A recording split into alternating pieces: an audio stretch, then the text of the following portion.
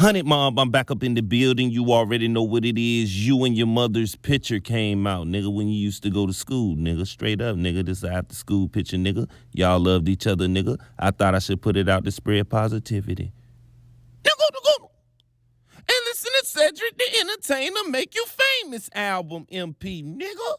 I ain't never heard of MP, nigga. I don't know what that mean, nigga. Straight up, nigga. Straight up, nigga. And listen to the realest, nigga. Straight up, nigga, the death row days, nigga.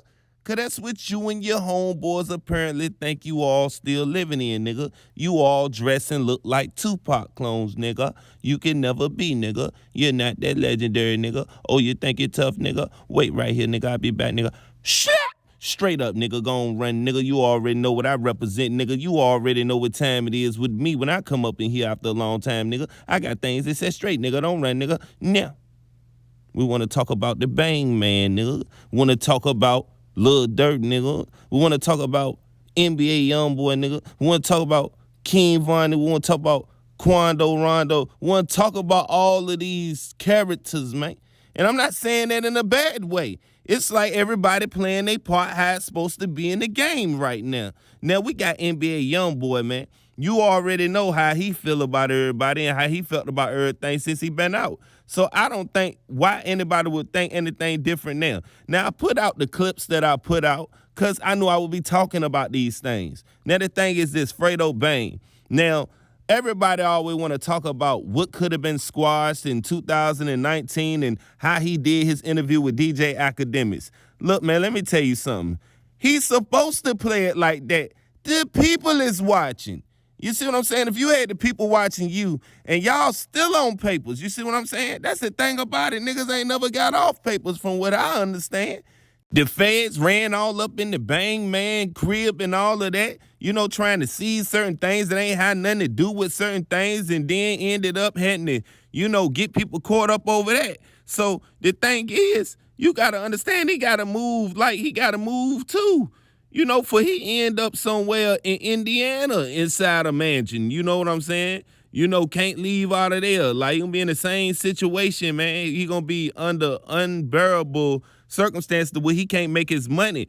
Now, he's still up under certain circumstances. You know what I'm talking about when I say that. Like, the man got them people watching him. So it's like you can move around and make his money, and he don't have to worry about some of the things NBA YoungBoy got to worry about. Now, what you got to understand is he's saying what could have happened early in the game. Now, he have to throw the people off, man, allegedly, when he say these things, man. Of course, G-Money had, you know, problems with, you know, NBA YoungBoy cousin, man. So, you know, that happened on his own. So it could have never been right. You see what I'm saying? Off of that alone, we know that. So why would y'all act like and start feeding into the interview like y'all don't know what he doing? You see what I'm saying? Allegedly, you know? I want y'all to take what I'm saying as alleged. But Lil Durk and King Von's situation with him and the Bang Man and all of them being close and stuff like that, you got to understand that that put a wedge in the game forever, you know? And that's another thing, you know, that got something to do with a point of no return. When you talk about Quando Rondo and you talk about all of these, you know, people that's behind him, standing behind him, they not turning down. So how can it be squashed anyway? You know, so I just sit here and I tell y'all this because I want to try to make sense with what I'm saying. I don't want to sit here and confuse y'all and y'all keep on talking about how he lying and stuff and y'all should know what he doing. It ain't a lie. It's to throw people off. The same way NBA YoungBoy had a whole interview with DJ Akademiks that probably never come out till after he go.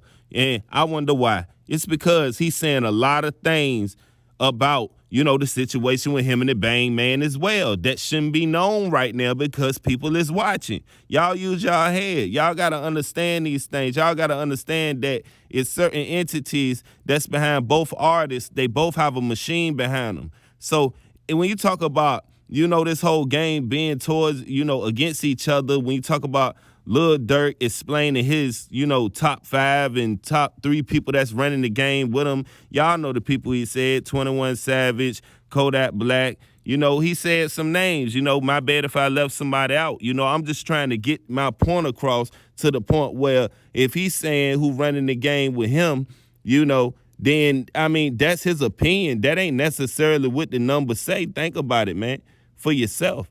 before y'all start actually feeding into what these artists saying. This is their opinion, and a lot of it is to throw you off, and a lot of it is throw us off because, I mean, you know, the authorities, I mean, because at the end of the day, like I said, this thing could be ongoing. It could have been taken care of, but not at this point. So everybody just got to use their head at this point. When I put out certain clips, it's to let people know that ain't seen it and that don't know about this. It's only certain people that follow me that I know that don't even have a YouTube account that only just watch me.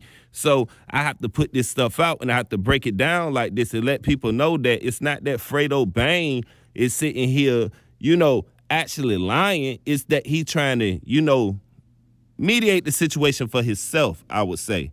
He got a lot of other things going on around him. So y'all got to put two and two together, and y'all can't keep on assuming everything that is, you know, seen inside these interviews can be taken, you know, as A1 truth.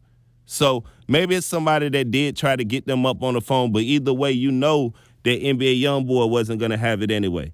I mean, we all know this. So I just want y'all to know that so y'all can stop jumping up on everything that everybody say. You know, every time they say it in an interview. He actually said a lot of this before in interviews before, explaining that he really don't have a problem with NBA YoungBoy, you know, and y'all got to take his word if that's what he said, you know.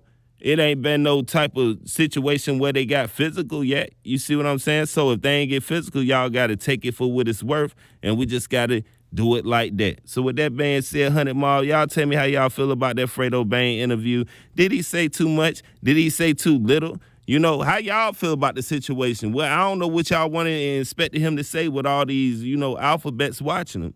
So with that being said, it's the 100 Mile, man. I'm out, man.